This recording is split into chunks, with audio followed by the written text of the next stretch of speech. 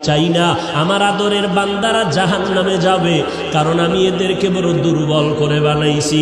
ওয়া খুলিকাল ইনসানু যায়ীফা, মানুষের মতো দুর্বল কিছু বানাই নাই। এই মানুষ এতটাই দুর্বল, সূর্যের গরম সইতে পারে না, মশার কামড় সহ্য করতে পারে না। এই মানুষগুলোকে আমি আল্লাহ চাই না, ওরা জাহান্নামের আগুনে জ্বলবে, ওরা কবরে গিয়া মাটির চাপা খাবে। আমি আল্লাহ চাই আমার প্রত্যেকটা বান্দা বান্দি যেন জান্নাতি হইয়া কবরে আসতে পারে।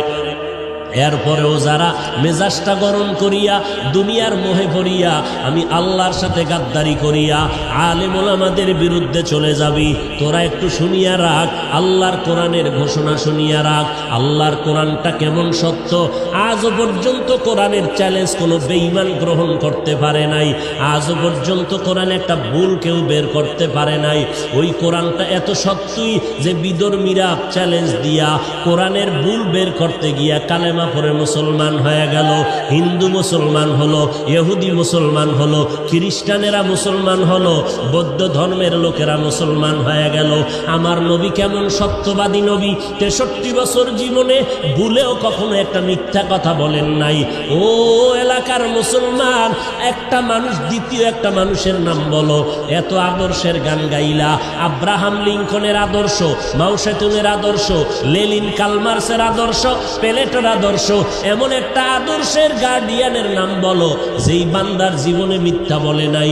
দুনিয়াতে একটা মানুষ, একজন ব্যক্তি রহমাতুল লিল আলামিন, কেমন নবী আমার, যার জীবনে 63 বছর হায়াতে ভুলেও কোনো একটা মিথ্যা কথা বলেন নাই। বেঈমানেরা পর্যন্ত আমার নবীকে সততার কারণে কি উপাধি দিয়েছিল বলো? আল আমিন উপাধি দিয়েছিল। ওই নবীর কথা সত্য। এ নবীর উম্মতেরা, মাথায় আল্লাহ ব্রেন দিয়েছে, একটু চিন্তা কর। যদি কোনো ধোকায় পড়িয়া থাকো, অন্তরের একটু জিজ্ঞাসা কর, ওরে যদি বুঝি হুজুরে মিথ্যা কয়। লক্ষ লক্ষ নবীরা তো মিথ্যা বলতে পারেন না, লক্ষ লক্ষ সাহাবায়ে কেরাম মিথ্যা বলতে পারেন না, লক্ষ কোটি কোটি ওলামায়ে কেরাম মিথ্যা বলতে পারেন না। নবীদের কোনো গুনাহ নাই, এরপরও মরণ পর্যন্ত কান্নার আওয়াজ। অন্ধকার কবরে আমি একা কেমন করে থাকব? সাহাবায়ে কেরাম মিথ্যা বলেন নাই। এত বড় বুজুর্গ, এত বড় তাকওয়াওয়ালা, এত বড় ইলমওয়ালা, এত বড় আমলওয়ালা, এরপর মরণ পর্যন্ত কান্না করলেন। আবু বকর কত দামি, নবীর প্রধান খলিফা, সারা দুনিয়ার মুমিনের নেক আমল যদি এক পাল্লায় দেওয়া হয়, আবু বকরের নেকের পাল্লা ভারী হয়ে যাবে। সেই আবু বকর, ওমর, ওসমান, আলী সহ 10 জন সাহাবার নামে জান্নাতে টিকিট দিলেন। জান্নাতের টিকিট আমার আল্লাহ দিয়ে দিলেন জিন্দা অবস্থায়।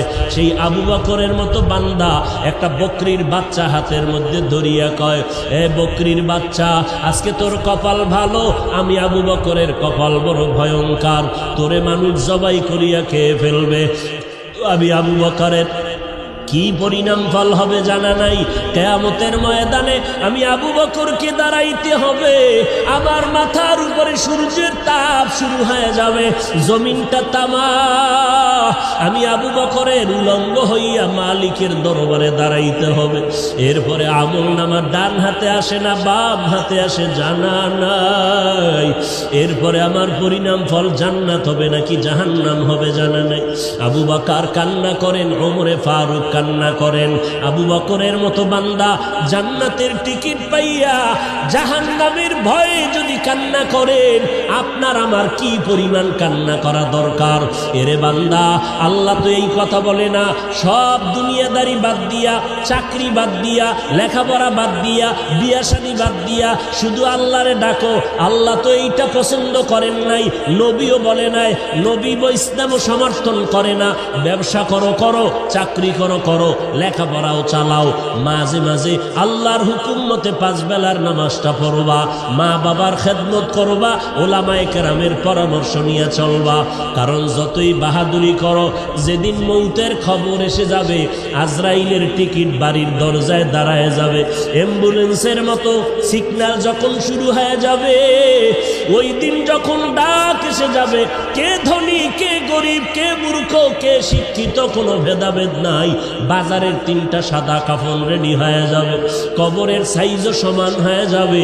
কাফনের মধ্যে প্যাকেট করিয়া যখন জানাজার খাটিয়ে উঠাইবে, কে পীর কে মূর্খ কোনো মুরিদ ভেদাভেদ নাই, কে ওস্তাদ কে ছাত্র ভেদাভেদ নাই, কে ধনী কে গরিব কোনো ভেদাভেদ নাই।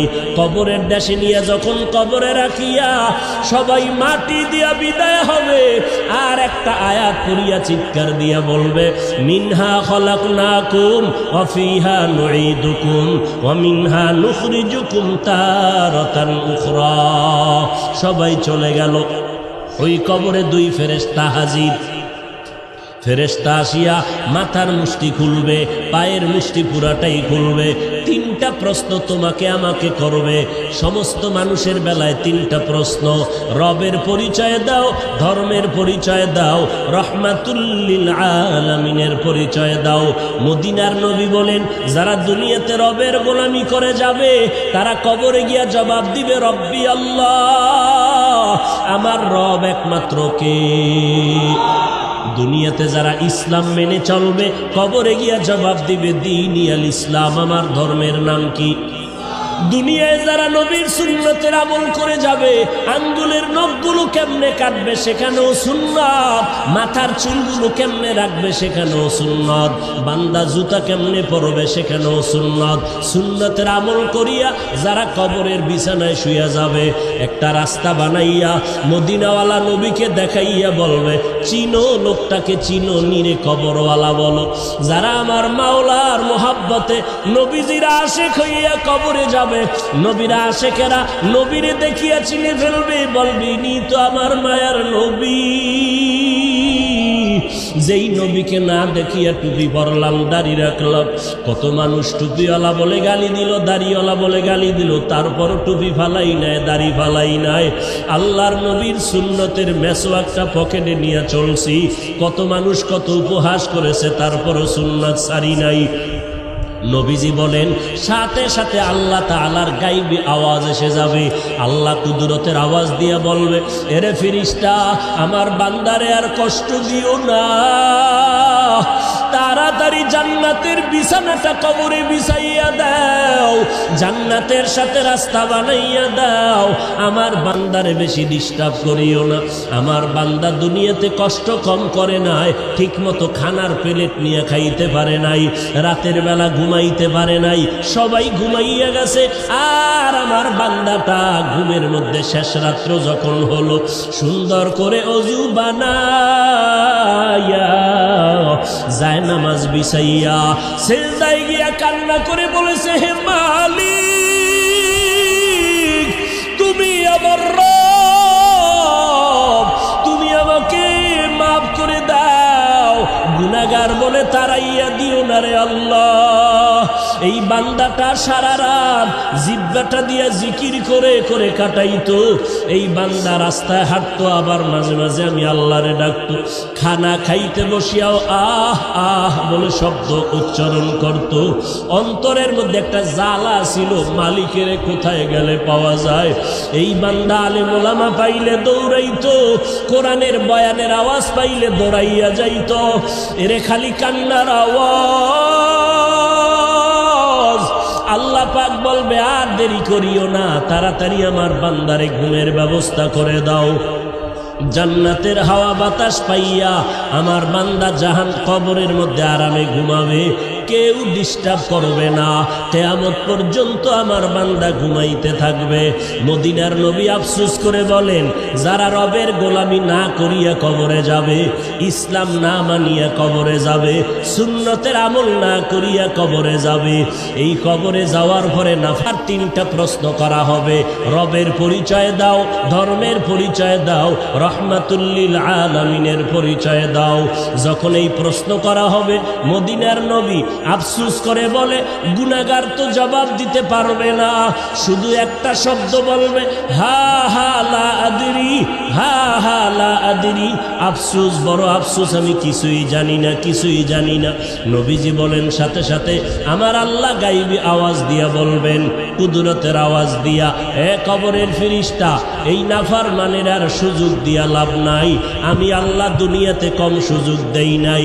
আমার দেওয়া চাঁদের আলো, সূর্যের আলো, ভোগ করলো, আমার দেওয়া পানি, আমার দেওয়া বাতাস, আমার দেওয়া নদীর মাছ, গাছের ফল খাইয়া, জমিনের ফসল খাইয়া এই কপাল পোড়া একবারও আলহামদুলিল্লাহ বলে নাই। ওলামায়ে কেরাম পায়ে ধরে ধরে নামাজের কথা বলতো। এই নাফরমান গুনাহগার আজান শুনিয়া একবারও মসজিদে গিয়া নামাজ আদায় করে নাই। এমন কপাল পোড়া নিজেও টুপি পরে নাই, যারা টুপি পরতো তাদেরকেও পছন্দ করে নাই, নিজেও দাড়িটা লম্বা করে নাই, যারা দাড়ি লম্বা করতো তাদেরকেও পছন্দ করে নাই, নিজেও পর্দা করে নাই, যারা পর্দা করতো তাদেরকেও পছন্দ করে নাই, নিজেও পাগড়ি পরে নাই, যারা পাগড়ি পরতো তাদেরও পছন্দ করে নাই, নিজেও আমি আল্লাহর জিকির করে নাই, যারা জিকির করতো তাদেরকেও পছন্দ করে নাই। এই নাফরমানকে আর সুযোগ দিয়া লাভ নাই, এখনই কবরের মধ্যে জাহান্নামের বিছানাটা বিছাইয়া দাও, জাহান্নামের সাথে রাস্তা বানাইয়া দাও। জাহান্নামের আগুন কবর ভরে যাবে, একটা না দুইটা না 70 থেকে 99টা সাপ কবর এসে ভরে যাবে। মদিনার নবী বলেন, ও দুনিয়ার মানুষ, জাহান্নামের কথা যখন কানে আসবে, আল্লাহর কাছে ক্ষমা চাওয়ার চোখের পানি ছেড়ে তওবা করো। এরে বৃদ্ধ বাবাজি, ও পর্দার আড়ালের মা বোনেরা, ও যুবকেরা, কয়দিন আর যৌবনের বাহাদুরি করবা? এই দুনিয়া কিছুই না। ওরে আমার মাওলার ধরা তো বড় কঠিন। এই মহামারীতে কত প্রাণ চলে গেল রে বাবা। ওই সাদা কাপড়ের প্যাকেট যেদিন হয়ে যাইবা, কে আপন কে পর কেউ সাথে নাই, সবাই জামাটা খুলিয়া বেলেট দিয়া গেঞ্জিটা কেটে রেখে দিবে। ওই মাটির কবরে যখন নিবে, কেমনে তুমি কবরে একা একা থাকবা? আজকে বাতি ছাড়ায় অন্ধকার রুমে একা থাকতে বড় ভয় পাই। ওরে আল্লাহর বান্দারা, একটু নিজের গুনার দিয়ে তাকাইয়া তওবা করো, আর আমার আল্লাহকে ডাক দিয়া বলো, হে মালিক, এই ময়দানে আমার মতো অপরাধী কেউ নাই। কপাল বুঝি পুড়িয়া গেল, গুনার কারণে দিলটা পাথর, চোখে পানিও নাই। আয় আল্লাহ, দিলটা নরম করে কান্নাওয়ালা চক্ষু দান করে দাও। আমার আল্লাহর ধরা বড় কঠিন। অন্ধকার কবরে বান্দা যখন যাবে গুনাহগার, আল্লাহর নবী বলেন, আমার আল্লাহ রাগান্বিত হইয়া কুদরতের আওয়াজ দিয়া বলবেন, এরে কবরের মাটি, এই গুনাহগারের দুই পার্শ্ব থেকে জোরে জোরে চাপ দাও। এত জোরে চাপ দিবে পাঁজরের হাড্ডি চুরমার হয়ে যাবে। ও আল্লাহর বান্দার একটা মশার কামড় সইতে পারি না। ওই কবরের চাপ কেমন করে সহ্য করবি রে মুমিন? জাহান্নামের ভয়ে যদি আম্বিয়ায়ে কেরামরা কাঁদতে পারেন, সাহাবায়ে কেরামরা যদি কবরের আযাবের ভয়ে কাঁদতে পারে, আমাদের কপাল কি পুড়িয়া গেল? না জানি কারো বরদোয়া কপালে লাগলো। চোখে কেন পানি নাই? জাহান্নামের ভয় নাই। ওরে চক্ষু দুইটা বন্ধ করে আল্লাহকে ডাকো, আর বলো, হে মালিক, গুনাহগার হইয়া ময়দানে বসছি, গুনাহ নিয়ে আর ময়দান থেকে ঘরে যেতে চাই না। আয় আল্লাহ, গুনার কারণে আমার হাত না পাক, আমার জিহ্বা না পাক, আমার চোখ দুটো না পাক। আয় আল্লাহ, আপনার মতো দয়াময় কেউ নাই। আয় আল্লাহ, গুনাহগার বলিয়া তারাইয়া দিয়েন না রে আল্লাহ। আর গুনার কাছেও যাব না, মা বাবারে কষ্ট দেব না, নামাজ ছাড়ব না, বেপরদায় চলব না, দাড়ি কাটব না, ওলামায়ে কেরামের বিরোধিতা করব না। আজকে থেকে তওবা করে নিলাম। তওবার খাঁটি নিয়ত যদি অন্তরে থাকে, খাঁটি তওবার নিয়তে আমার মাওলাকে বলতে থাকো, দিলটা নরম করো, আল্লাহকে বলো, হে আল্লাহ, আজকে থেকে তওবার খাঁটি নিয়ত করলাম। রিজিকের মালিক আল্লাহ, হায়াতের মালিক আল্লাহ, ইজ্জতের মালিক আল্লাহ। অতএব দুনিয়ার কাউকে ভয় করিয়া লাভ নাই, কারো গোলাম হইয়া লাভ নাই। আল্লাহ যেদিন ডাক দিবে আমারে কেউ ধরে রাখতে পারবে না। রিজিকের ব্যবস্থা আল্লাহ করবেন। অতএব রিজিকের জন্য কারো পায়ের কাছে যাওয়ারও প্রয়োজন নাই। আল্লাহ আজকে থেকে আপনার গোলামি করব, নামাজ পড়ব, নবীর তরিকায় চলব, মা বাবার দোয়া নিয়ে চলব, ওলামায়ে কেরামের বিরুদ্ধে যাব না। তওবা করার যদি খাঁটি অন্তরে নিয়ত হয়, মুনাফিকি যদি না থাকে, খাঁটি তওবার নিয়তে দুটো হাত আল্লাহকে দেখাইয়া দাও। আয় আল্লাহ, মেহেরবানি করে হাতগুলো কবুল করে নেন, তওবা কবুল করে নেন, তওবার উপরে মজবুত হইয়া চলার তৌফিক দান করেন, আমিন।